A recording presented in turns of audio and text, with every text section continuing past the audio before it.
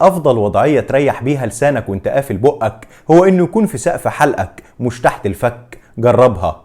فتلة شاي حطها في الكوتش بتاعك او جزمتك بعد مشوار طويل وهتشيل منهم اي ريحة مش كويسة. اللي بينشر فضيحة غيره صدقني ما يختلفش كتير عن اللي عملها حاجة. واللي تلاقيه يوم حلو معاك ويوم وحش ده ما يتأمنش في قعدة ولا سفرية ولا معاملة. اللقمة اللي بتصلي على النبي صلى الله عليه وسلم وتذكر ربنا وانت بتعملها بيكون لها طعم ونفس غير اي طعم تاني، لانها متحوجة بذكر الله، لازم تطلع جميلة. لو عاوز تفسد علاقتك بحد شكك فيه كتير، لان سوء الظن هيخليه يفتح عينيه على الغلط اللي ما كانش يعرفه او واخد باله منه من اصله. فحاول ما تدققش على كل كبيرة وصغيرة وتفصص في النوايا والتصرفات، ده لو عاوز علاقتك بغيرك تدوم. ولما يحصل لك مصيبة أو مشكلة أول حاجة تقولها لنفسك تهون بيها على روحك الحمد لله إن ما حصلش أكبر من اللي حصل. وبلاش تلبس تيشيرت بأستك من تحت خصوصا وانت نايم، علشان هيترفع منك وهيخلي نومك مش مرتاح. الخيار كويس جدا لو عندك حموضة في المعدة. لو طفلك جاله سخونية وعايزها تنزل في أسرع وقت لحد لما ياخد دواء أو تروح لدكتور وتعرف كان إيه السبب، يبقى أول حاجة تنزله تحت المية من أول نص التحتاني ومن بداية سرته ولمدة كام دقيقة، وإن شاء الله السخونية تروح.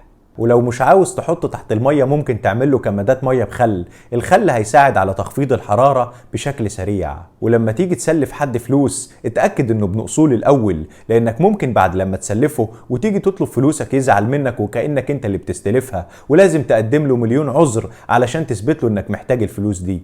الزبادي يعتبر مضاد حيوي للمعدة ومهضم حلو جدا لو بعد أكلة تقيلة. لو عاوز تكسب عادة مش موجودة فيك مثل انها فيك. يعني مثلا عاوز تحس انك طيب، مثل انك طيب. طبطب على الغلبان وتأثر مرة، في التانية، في التالتة هتلاقي روحك صدقت نفسك وبقيت طيب فعلا. وقيس ده بقى على اي عادة تانية عاوز تكتسبها. جربها وهتدعيلي. في علاقتك بأي حد ما تبقاش تقيل قوي علشان محدش يتعود على بعدك ويستغنى عنك، ولا تبقى محدوف على الآخر وقريب دايما علشان محدش يحس انك كابس على نفسه فيستهون بيك ويمل منك. حسن ملفظك، الحظ الوحش والفقر بيجوا من طولة اللسان.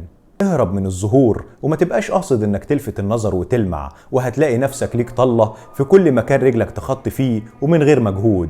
خد قرار حتى ولو غلط. الشخص القراري أحسن من المتردد بكتير. وما ترافقش بخيل خصوصا لو على سفر. هتصرف قده هيحرمك، ما هو ما بيصرفش. هتصرف أكتر منه هيقطمك وينكد عليك على كل قرش بتصرفه، ما هو ما بيحبش يحس إن غيره أحسن منه. والقيمة اللي هتديها لابنك هتلاقي غيرك بيديها له من غير ما يحس. الفرحة بوجود النعمة عند غيرك هتجعلها تجيلك في يوم من الأيام. فوضت أمري ليك يا رب، لو قلتها بصدق كل اللي ناوي بيك شر هيترد ليه وربنا هيجنبك كل سوء.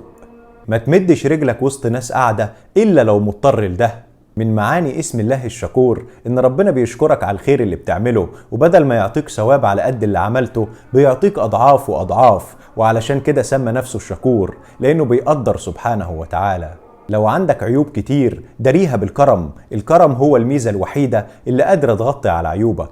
من الشهامة والأصول إنك ما تتكلمش عن فرحتك قدام حزين، ولا عن خلفتك قدام محروم منها، ولا عن صحتك قدام حد كابش المرض بإيديه. هتجرب كل حاجة ترتاح بيها، مش هتلاقي أريح من إنك تبقى في حالك وتعمل بينك وبين غيرك مسافة. سيدنا علي بن أبي طالب بيقول: من اعتزل الناس سلم من شرهم. ابنك مش ملكك، وحنيتك عليه مش جميلة بتعملها فيه ومستني يردها لك في يوم من الأيام، ولكن فطرة ربنا سبحانه وتعالى خلقك بيها. يعني ده العادي والطبيعي من أي أب سوي. اوعى تظن في ربك غير الطيب. ربنا سبحانه وتعالى أولى بكل شيء جميل، وصدقني هتلاقي ربك دايما عند حسن ظنك. السلام عليكم.